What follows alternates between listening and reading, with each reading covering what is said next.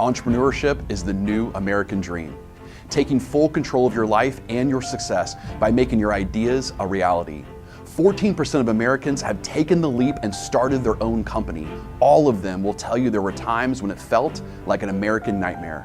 Everyone has ideas, but it's not the ideas that make a successful entrepreneur, it's the audacity to run towards the roar.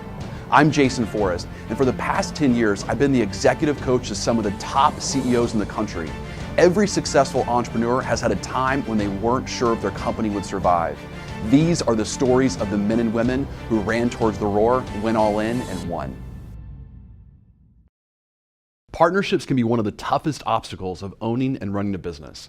Today I speak to 3 of the 4 owners and improvisation performers of 4-Day Weekend: David Wilk, Frank Ford, Dave Ahearn, and Troy Grant. They have found the balance of teamwork and partnership and have been working together successfully for over 20 years.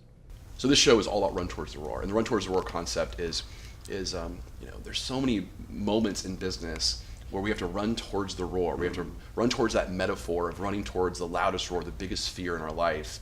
And if we run towards it, we can get past it. But most people in that moment, they get hijacked by their amygdala, part of our brain that tells us to fight, to flee, or to freeze. And we run away from the roar, and that's when we actually end up getting clobbered. So let's start with the first one, which is how 4-Day even began. Yeah, that was a run to the roar. That was a run to the roar in the fact that the show that we had joined was failing. And I started working there full time as I said, I think I can help you build this show up. And of course we had the talent and the show was going, the shows were funny, we just didn't have an audience. So I helped create and build that audience. And our pay structure was on a commission based. We got a percentage of the door. That's what the owner had agreed to. Yeah. Well, when the club wasn't making any money, he loved it. But once we built the show up that was selling out every show and that percentage of the door, hey, it was actually a pretty good little chunk of change. We're all going to make a decent living, and he doesn't want to pay that anymore. Right. Because now it's too much money. And on principle, Frank said that is not what we agreed to. We worked several years for very little commission, helping you build this. And Frank, I'll let you say the word. Well, I was fired. There you go. Thank the you. only job. He wouldn't admit to it for years.